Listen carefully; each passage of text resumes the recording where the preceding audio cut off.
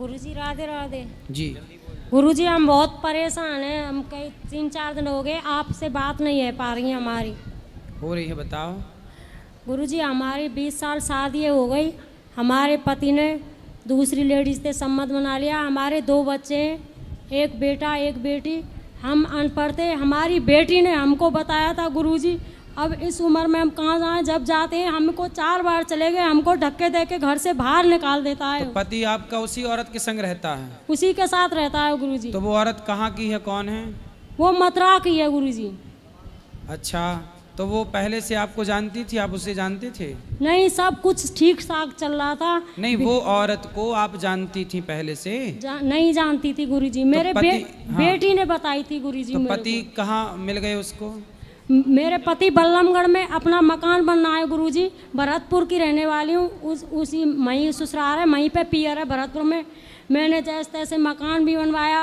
अब मेरे को ये पता नहीं कि ये क्या हो जाएगा मेरे साथ में गुरुजी। तो कब से रह रहे हैं पति उसके साथ? 2 साल हो गई गुरुजी। तो उसका शादीशुदा है? कैसी है वो लड़की, महिला? नहीं, उसको आदमी चला गया है छोड़ के। नहीं। कहाँ? उसका भी आदमी चला गया? उसका चला गया है। अब मेरे को नहीं रखना चाहता तो है। उसका आदमी चला गया तो आपका आदमी भी उसे आपको छोड़ के उसके पास चला गया?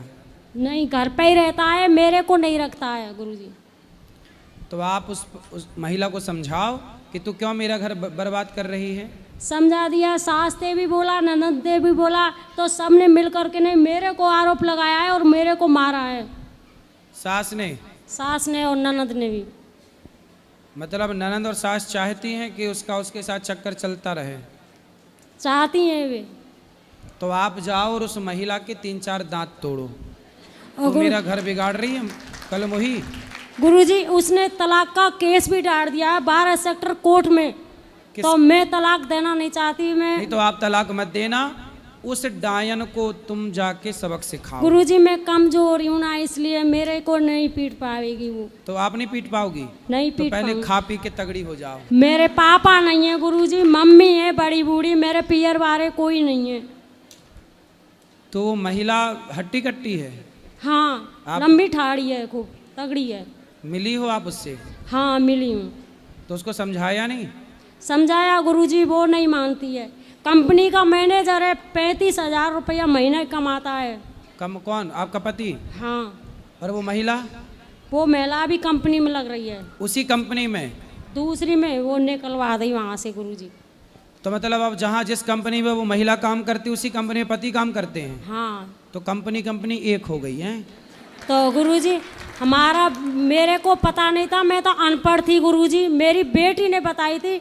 आज मेरे को बेटी खिलाफ हो गई। बेटी अपने पापा की तरफ चली गई, मेरे के साथ तो बेटी बता के पापा की तरफ चली गई? कैसी बेटी है? बताओ गुरुजी, कैसी बेटी? 18 साल में बेटी चल रही है और 16 साल में बेटा चल रहा है मेरा। तो बेटी पापा की तरफ क्यों हो गई?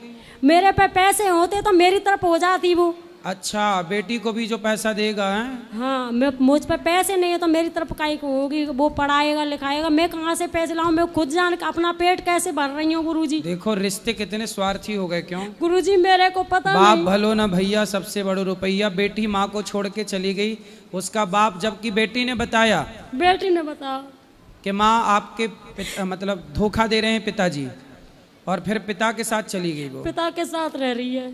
आपको छोड़ दिया? बात भी नहीं करती है जहाँ सकते तो। क्यों बात नहीं कर रही है? बात नहीं कर रही, ना बेटा ना बेटी, कोई भी नहीं कर रहा है। बेटा भी बात नहीं करता? क्यों नहीं कर रहा है? 1 साल है गई मुझे पियर में रहते।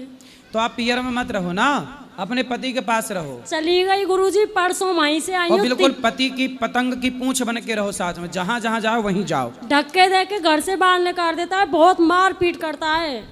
तो बेटा रोकता नहीं है आपका? बेटी नहीं रोकता है, कोई नहीं है मेरा गुरुजी। तो पुलिस कंप्लेंट नहीं की? उसने ही की थी, तलाक का केस डाल दिया गुरुजी। तो पति ने? हाँ, पति ने। पति आपको तलाक देना चाहते हैं? तलाक देना मैं नहीं देना चाहती, मैं तो अपने बच्चों के साथ रहना चाहती हूँ गुरुजी। पर आपके बच्चे भी तो दल बदलू हैं। बच्चे भी तो उसी की तरफ हो गए गुरुजी।